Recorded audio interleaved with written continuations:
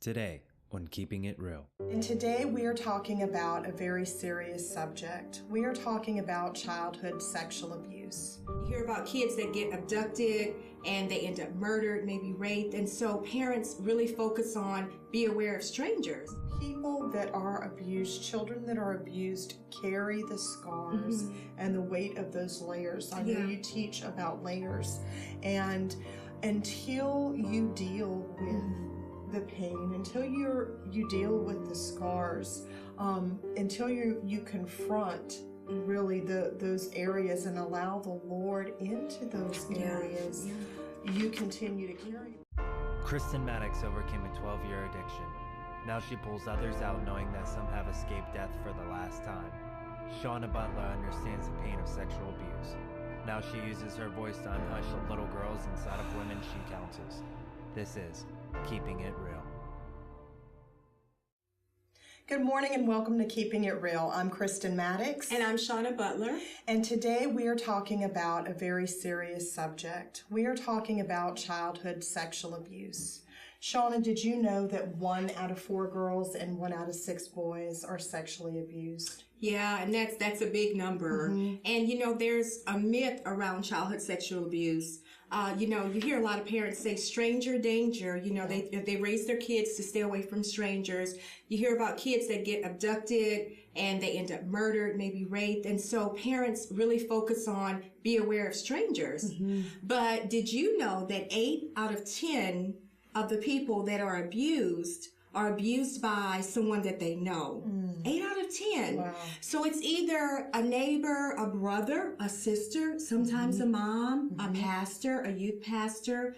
It's always somebody that's close to them. Right. So usually it's not a stranger. Right. There are sometimes that it is, but most of the time it's a close family friend. Right, because only 2 out of 10 times then would it be a stranger. Right. The other 8 times out of 10, it's actually somebody that the person being abused knows. Right. And I know for us, one of the things that we do here on Keeping It Real is that we keep it real. Right. And we share our own personal experiences with our viewers because we want you to know not only really what we've been through, but how it's affected us, how childhood sexual abuse affects children as adults. And then also how we came out of that, how we were able to be healed, because there is hope. And that's the whole reason why we do Keeping It Real, is to give people hope. Exactly. And so for both of us, Shauna, in both of our cases, we were abused by people that we knew. Right. And, and that's why it's so hard for people to see it, because they say, well, I've talked to my daughter and I've talked to my son, and they would let me know if somebody tried to touch them.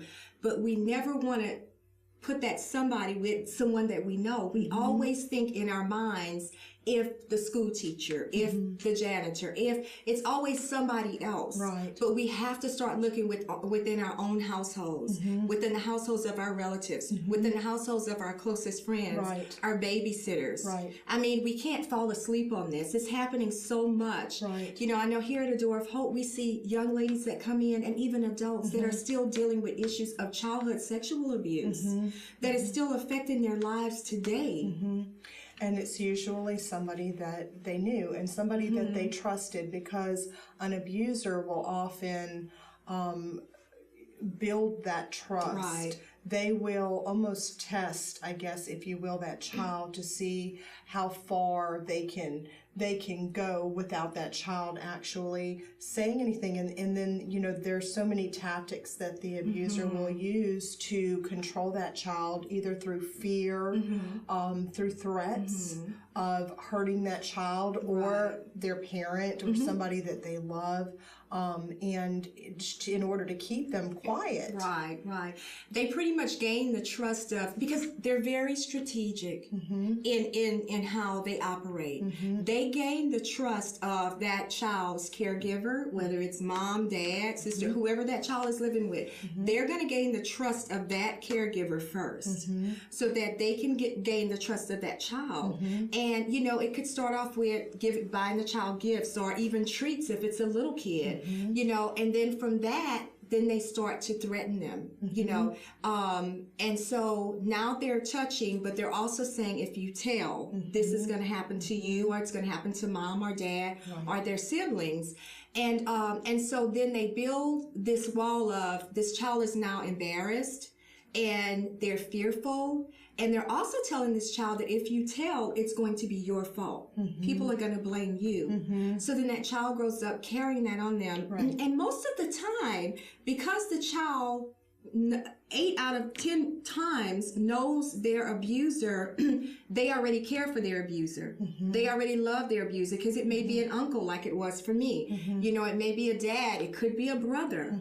But most of the time, they already care about their abusers. And so they don't want anything to happen to their abusers, but they don't want anything, they want it to stop happening to them. It's complicated. It is complicated. And I know that with me, you know, I was told that, you know, I would get in trouble. And so it instilled a fear that, you know, I don't want to get in trouble. I don't want to be in trouble, you know.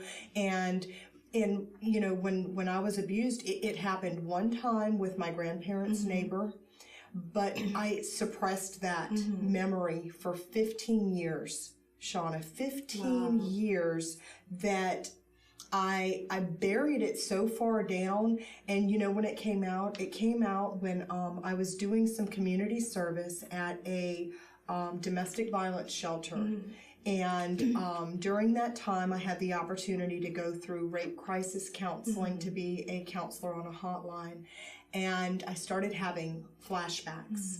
And so I talked to one of the people that did the training, and I just started sharing the things that I was experiencing. And she helped me really to see and to come to terms with and confront the fact that the things that I was seeing and experiencing were flashbacks of things that had actually happened to me as a child that I had suppressed. And that's not uncommon either. Exactly. Those wounds, those layers, that abuse does come back up at some point in your life. Something can trigger it. And you know, it was good that you were able to talk about it. I know with some younger children, and even kids that are disabled, that don't know how to communicate well enough to be able to tell someone. And that's why it's so important for us to keep an eye out, for us to be looking out for that, because there are some children that don't know how to use their voices, and some that are afraid. So we're going to talk more. We're going to go into commercial break, and then we'll come back and we'll talk more about looking at the signs and symptoms of childhood sexual abuse when we return. Today, girls will die as a result of drug overdose, abuse that went too far, and even suicide. A Door of Hope provides free services to girls and women. If you or someone you know needs help, call us today. I'm Pastor Philip Pimlott, and this is my wife Kelly, and we want to extend a special invitation for you to come and visit us at Heartsease Family Life Church. Heartsease is a safe place for you and your family, a place where life starts, love happens, and purpose is revealed. Our church is located at 12112 Florida Boulevard, and our services are Sunday mornings at 9 and 11 and Wednesday evenings at 6:45. For more information, check out our website, hflc.us. Welcome home. Welcome back to Keeping It Real. You'll notice on the screen a phone number to Child Advocacy Services, and if you think that a child is being abused, we want you to have that number so that you can call and be a voice for that child. You know, children that experience sexual abuse will act out. And Shauna, what are some of the ways that a child may act out that's being abused? Well, some of the ways they can start touching themselves inappropriately, or another child inappropriately. Another thing that you could notice them doing is playing with their baby dolls inappropriately, in an adult manner, in a sexual manner. Sometimes even withdrawing. You know, if the child was very talkative and playful before, and now all of a sudden they're withdrawing, or starting to be angry and lash out. Those are all signs that something's wrong. And so we need to pay attention to those signs. Right. And I know on break, Shauna, we were talking about that, you know, before the child ends up in the emergency room. Right. I think by the time, you know, a lot of times we say, well, we need to get the police involved, or we need to get the courts involved. But by the time they end up in court, or the police is involved, an attack has already happened on that child. It's for us, the ones that are living within the household, we have to stop it there. The police is not there when the act is happening. The judge is not there when the act is happening. Once it gets there, it's too late. It has already happened. We have to stop it within our households. We have to be the eyes, the ears, and sometimes even the mouth for these children, for boys and girls. Right. We have to do it. Right. And listen to the children. Listen to what they're saying. Pay attention, because there are signs. Sometimes they may not always use their voice, but like you said, they may be acting out in ways that's saying, something's wrong. Right. And it's up to us to make that call. It's up to us to be their voice. It's up to us to protect them, because they're children. Right. And we have a friend, and she was on the show before. Her name is Linnell Levy Melanson, and she has this amazing book, and it's called Toodles the Turtle Tells the Truth. And I think it's in Books A Million, is it? I think it's on Amazon, and you all can call A Door of Hope, because we can tell you how to get it if you need it. But it's an amazing book about a turtle that was abused and had this secret.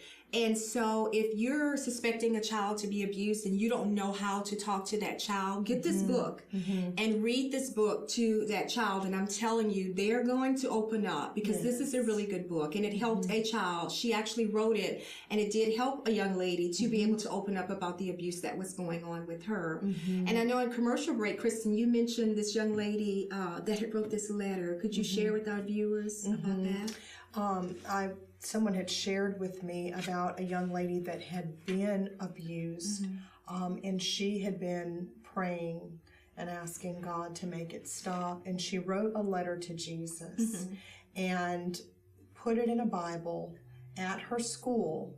And the letter was found, and there were so many details in that letter about her abuse, that when the letter was investigated, that every detail, down to where the abuse happened, down to where the pornographic magazines were hid, down to the details of the abuser, tattoos and different things that were so specific that the police were actually able to make an arrest. Wow, that's good. She used her voice just in a different way. Yes. Yeah. And God heard her cry. God heard her cry. And He stopped the abuse. He stopped the abuse, exactly. And that's what has to happen. Sometimes the kids won't use their voice, but sometimes they'll write it. Yeah. And so, and when they do, we have to believe them. I always say, if any kid comes to me and tells me that they're being abused, I'm going to believe what they say until I find out differently. We have to believe them. We have to. They want to have a voice, then hear what they're saying and believe them and do whatever it takes to help that child. And that's so true, Shauna. You said something so powerful just now. You said sometimes they use their voice in a different way. And so what are they coloring? What are they drawing? That could be a way that they are trying to express and use their voice. Definitely. I think about the different ways of childhood sexual abuse. Sometimes it's touching, but then sometimes it's not touching, and it's still abuse. Right. Abuse can be in the form of an adult touching a child or a child touching a child. It could be touching in a private area. The non-touching child abuse is when you're showing a child pornography. Right. Taking inappropriate pictures of that child. Allowing that child to be in the same room when you're being intimate with another person, allowing them to hear what's going on. All a form of abuse. That's non-touching abuse, but it's still child abuse. There are people that go on the internet. The internet is really bad. And so there are people that go online and they look at photographs of children. And do you know that if you're looking at these photographs, it's a crime? So once you log on and you start looking at photographs of children, and you get caught doing that, that is a crime. It's a crime, because you're actually being involved in childhood sexual abuse. You're actually being involved in it at that time. That's right. Yeah. And Shauna, one of the things that I do want to mention, especially for young men that are carrying a secret, that are carrying this burden, a lot of times, especially if a male has been abused by a female, they carry that and they try to kind of brush it under the rug, if you will, or chalk it up to, well, it was a woman and and they downplay it. But honestly, I think about somebody who told me that they were abused at the age of 9 by a female, and that, well, it was just intercourse. It was my first time, but honestly, I mean, if you have a 9-year-old, would you want your 9-year-old to be having intercourse with their babysitter at the age of 9? No, that's abuse. Exactly. That's exactly. abuse. And the adult is the one that's responsible. And I'm going to go back to when I was talking about watching the signs of a child, the signs and symptoms of that child being abused.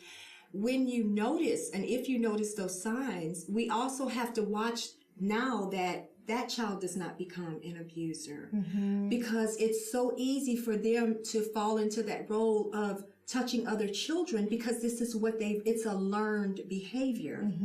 And so we need to get them the help that they need. It's time for us to stop covering up, because we don't want people to know what's going on in the family, and these children are being hurt. So we need to do whatever it takes to get them healed. Yes. So we'll talk a little bit more about childhood sexual abuse when we return. Today, girls will die as a result of drug overdose, abuse that went too far, and even suicide. A Door of Hope provides free services to girls and women. If you or someone you know needs help, call us. I'm Pastor Philip Pimlott, and this is my wife Kelly, and we want to extend a special invitation for you to come and visit us at Heartsease Family Life Church. Heartsease is a safe place for you and your family, a place where life starts, love happens, and purpose is revealed. Our church is located at 12112 Florida Boulevard, and our services are Sunday mornings at 9 and 11 and Wednesday evenings at 6:45. For more information, check out our website, hflc.us. Welcome home. Welcome back to Keeping It Real. On the screen, you see a number to Child Advocacy Services. If you suspect child abuse, call them. Call them, because it really could save a child's life. Yeah, Yeah. it can. I know during commercial break you were talking about the difference between guilt and shame. Can you share that with our viewers? Guilt is saying, look what I did, feeling guilty about something that you did. But shame is saying there's something wrong with who I am. There's something wrong with me. And I know personally that I carried shame for a very long time. And it didn't matter, I always try to be perfect, it felt like, trying to be perfect, and always feeling like there was something wrong with me. No matter how hard I tried, I could be in a room full of people, but I would always feel like I was different than everybody else. For me, I never felt like I was good enough. No matter what I did, I just wasn't good enough. But I also felt like, because the abuse started at age 2, all I knew was sexual abuse. And I thank God that I never abused anybody sexually. However, because all I knew was that, then that's what I thought love was. And so I found myself giving myself away when I should not have been, because I thought this is what you're supposed to do for the other person to be happy. And so, but then in the meantime, I still felt like I was worthless, because I felt like that's all I was worth. That's all I was there for, was to make the other person happy. But I wasn't happy. I was sad. I was shamed. I was embarrassed. I felt guilt. I felt shame. I just, any words that you could think of that would cut you down. That's how I felt. And that's so true as far as what you said about, for a person that's been abused, to connect sex and love, that's all you know. Right. So that equals love. Right. But then you're left feeling empty. Right. You're left feeling empty. And you don't know how to differentiate between the two, because that's all you've ever known. Yeah. And it goes into your marriage. It goes into your relationships. you can even be confused about your sexuality, because I know there are many, women and men, but I have friends that are men that have came and talked to me about their sexuality, and that they were very confused because they were abused by a woman when they were little boys, and it was made to put on girl panties, and they put lipstick on his mouth and made him do things to her that a child should not have been doing. So you have a young boy that's performing things on a woman in a woman's underwears with lipstick on. How confusing is that to a child? Yeah. And so then they grow up saying, who am I? My body looks like a boy, Yeah. but what Auntie dressed me in was a girl, and I'm confused. Yeah. Yeah. And that's a lot. I mean, people that are abused, children that are abused, carry the scars and the weight of those layers. I know you teach about layers, and until you deal with the pain, until you deal with the scars, until you confront really those areas and allow the Lord into those areas. You continue to carry them. And like you said, even, sometimes we think, well, why do I keep dating people that are abusive? Why do I keep staying, why can't I pick somebody who is, not abusive? And part of that is because that it's never been dealt with. Right. And you don't even know how to not pick somebody. Right. That's not, because that's all you know. That's normal. It's the norm. It's the norm. I want to mention our seminars. I know our next seminar is going to be on sexual abuse and abortion, and that's going to be in October the 17th. And I don't know if we have it online yet, but we're going to be posting it on A Door of Hope's website, and it'll be on Facebook too. But that is something good for anybody that's dealing with childhood sexual abuse. Please sign up for the seminar. Follow us on Facebook. We're going to post it on there. It'll be in October the 17th. You need to be there because it's about ministering to somebody that has been through childhood sexual abuse. And so you're going to get, I know the last seminar, we had a lot of people that got healed themselves, even though they were coming to get information about it.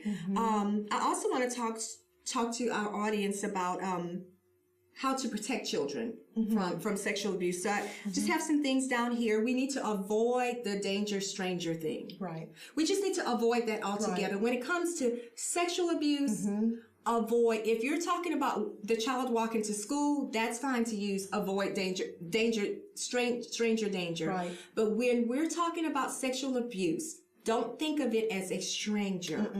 We need to think of it as someone close to us, someone that we know.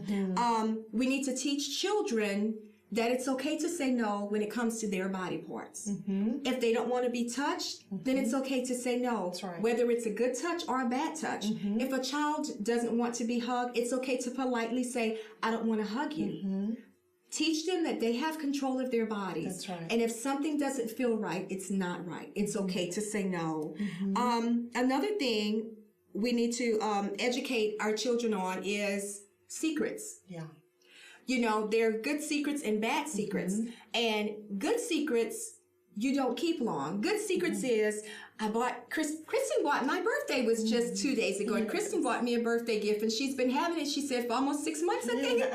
And so if she would have told somebody, then that's a good secret. But she had it for a while. Good secrets, you usually don't have to keep it that long. But a bad secret, it's usually they say, don't ever tell. So we need to educate our children on secrets. If somebody say, you cannot tell this, the child needs to tell. Yes.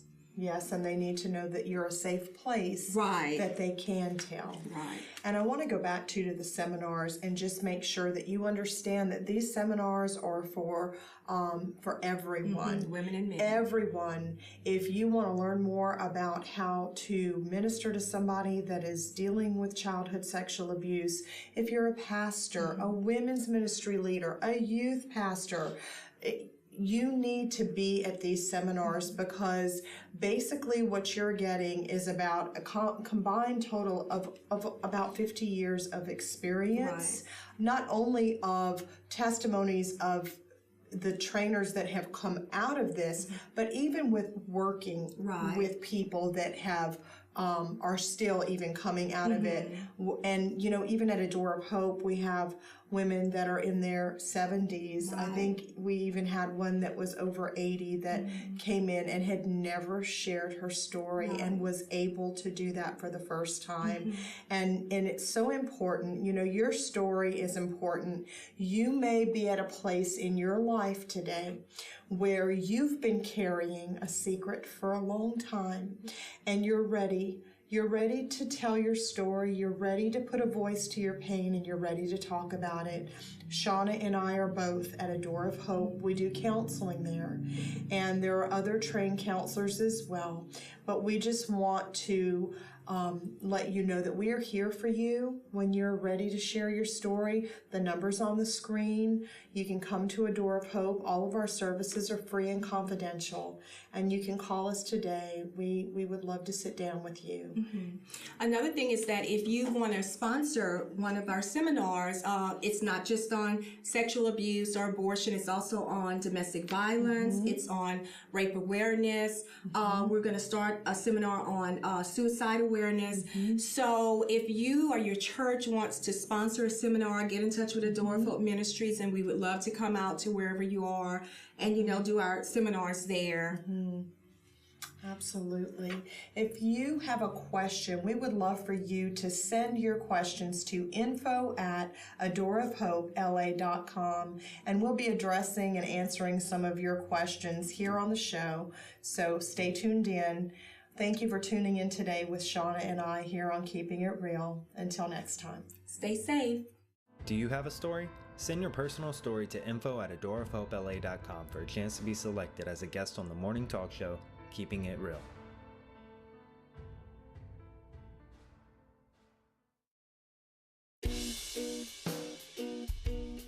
Thank you to our sponsors. If you'd like to help sponsor the show Keeping It Real, please call 225-665-4673. That's 225-665-4673.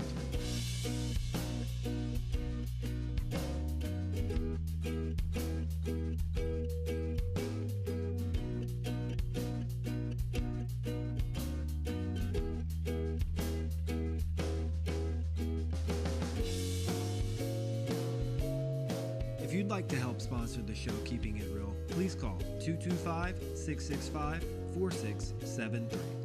That's 225-665-4673.